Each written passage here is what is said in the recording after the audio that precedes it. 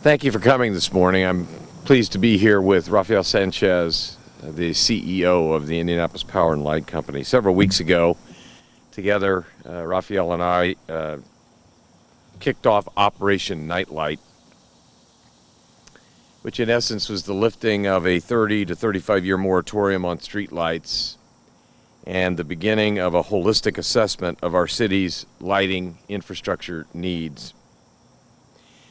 On that day, we stood in front of the Paramount School, and I promised the citizens of Indianapolis that we would begin taking neighborhood and constituent requests to hear about the places of greatest concern. I am quite pleased today to report that thanks to the hard work of the Mayor's Action Center and Mayor's Neighborhood Advocates, we have compiled over 500 such appeals for streetlights across Marion County.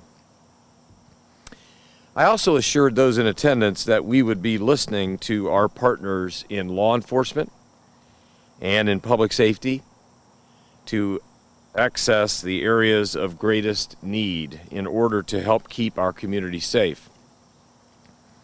Thanks to this data-driven approach and the good work of IMPD and the support of our public safety partners, we have done just that.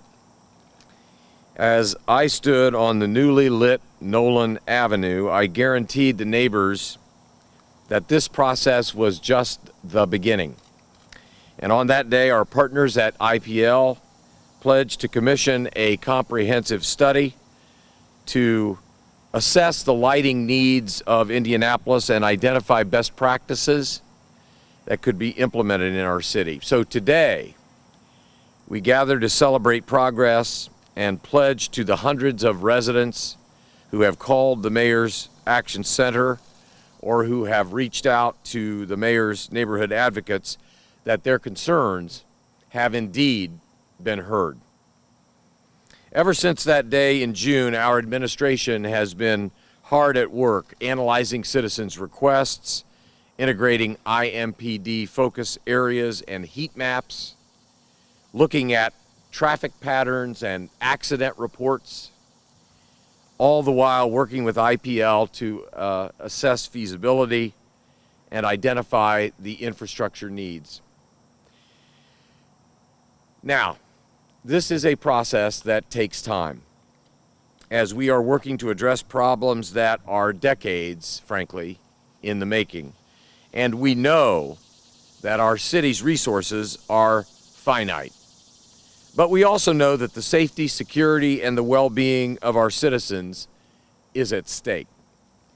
Today, we share with the residents of Indianapolis the first of 25 streetlight locations to be installed by IPL over the next several months. In addition, we can tell you that we have shared with IPL many more locations which they are working to assess for viability of installation. Once secured, we will begin sharing those installation plans with neighborhood groups and citizens who have helped us shape this plan. Finally, as streetlights are being installed over the coming months, we will continue to work with our neighborhood and public safety partners to hear their feedback and identify outstanding needs. For too long, the residents of our city have dealt with the realities of a streetlight moratorium. And while it may have been a good idea 30 years ago or more, we know that our neighborhoods deserve better. We know that the residents of our city deserve better. We know that a child rushing from the bus stop or an employee journeying home from a long day at work, they too deserve better. And today is just the beginning. I thank you. Be happy to answer any questions as we acknowledge this new streetlight having been installed in an area of our community that oftentimes has seen prostitution and illegal dumping. This is a particular area of concern that the neighborhood has for public safety, and that's why it was selected. So I'd be happy to answer questions. What's the timeline, Mayor, in terms of the remaining lights? Well, in working with IPL, I'm hoping that we can have the remaining initial 100 lights installed, maybe perhaps as early as the end of the year, as they are doing their assessment. I always wish things could happen faster than they do, but we want to get it right. And frankly, we have had, as I said earlier, 500 requests. So it's not for lack of interest or desire on the part of the neighborhoods. It's just making the feasibility and the access issues work. Why was there a moratorium put in place in the first? Yeah, it's my understanding that the light bill became problematic for the city's budget, and Mayor Hudnut, who issued the moratorium, simply said that we couldn't finance any greater light bill. So, for 30 years, I will also say that the need for street lights, frankly, while we've lifted the moratorium by executive order and now working with IPL to provide greater lighting throughout the community, this is not an idea that I came up with. I know that previous mayors have considered lifting the moratorium, but the truth is they frankly couldn't make the economics work. And I am hopeful that with changing technology, with greater efficiency and effectiveness, with cost savings, the time has come to lift the moratorium and start providing more street lights to the people of Indianapolis. Is IPL doing anything to make it easier just for citizens who want to go in together and add lighting or whatever? Because hasn't the cost gone up to do that? Well, I'll let Raphael comment if he so chooses on behalf of IPL. I do know that they have been outstanding partners in areas during the moratorium, for example. If neighborhoods wanted to come together and install street lights, I know IPL was a very viable partner in that effort. But ultimately, this, I think, is it's a social justice issue for the city. I mean, we need to, it's public safety, it's neighborhood growth and development, revitalization. It's an acknowledgement of the community growth that we've experienced in the city of Indianapolis. So I don't want to lay it all on IPL. I think the city has an important role to play, but they have been good partners every step of the way. Raphael, you want to add to that?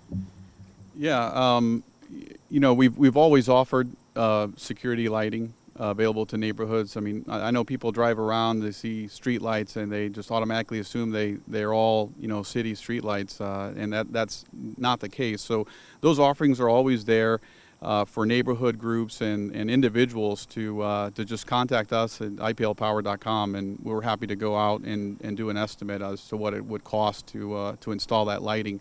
There's never obviously been a moratorium on that. Private individuals could always take action to install a private light, but in terms of the city, that's a more recent phenomenon, and we're happy to work and partner with the city and the mayor to help develop the long-term strategy for the lighting for the city. As part of the 500 requests you've received, I'm curious, you said high crime areas or areas to look at, proximity to schools, things like that. Are you also considering our transit-dependent residents who need safe, well-lit pathways in order to get to transit stops? Is that an aspect of the... Yes, that's a very good question. Because we do focus obviously a lot on public safety and making sure that we not only are reducing crime, but we're reducing the fear of crime. And I think lighting goes a long way toward that, but it should not be considered exclusively, and has not been considered exclusively in our assessments. Community growth, those areas that have experienced a greater population density than perhaps was the case 30 years ago, that has been an important consideration. Neighborhood revitalization and neighborhood need, where neighborhood organizations have called our mayor's action center or contacted our mayor's neighborhood advocates and said, you know, we want to do better in our neighborhood. So the assessments that are being made and will continue to be made really kind of focus on community growth, neighborhood revitalization, as well as public safety. You know, I should underscore one additional point. You know, from a public safety perspective, we're not just talking about crime, even though that's where we often default our discussions to. Public safety also includes, as I mentioned in my comments, children who are playing and running across darkened streets. And unfortunately, a passing motorist may not see them because the lighting is inadequate. Or, as you said, those who access public transit and need to have greater lighting so that they feel secure and knowledgeable about where the bus is going to stop and where they can pick up public transportation. So it was interesting to me. I was just recently made aware of the statistics put together by, I think, Federal Highway personnel about the number of accidents that have occurred, traffic accidents, where pedestrians have been injured because of perhaps inadequate lighting, where a motorist just doesn't see them. So when we talk about public safety, I want to make sure that those important aspects get included as well. Can you just tell us why this particular location was chosen? Yeah, as I said, and I'll defer to the mayor's neighborhood advocates for the area, but it is my understanding that IMPD has been called to this particular area on several occasions for allegations of prostitution, but also I think this area also has had a disproportionately high amount of illegal dumping. I mean, as you can see, we're behind an apartment complex, and this road is not heavily traveled, so people will come back and just illegally dump materials here.